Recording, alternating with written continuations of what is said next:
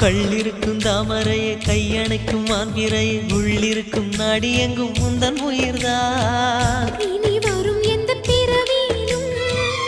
உனை சேர காத்திருப்பேன் விழி மூடும் இமை போல விலகாமல் வாழ்ந்திருப்பேன்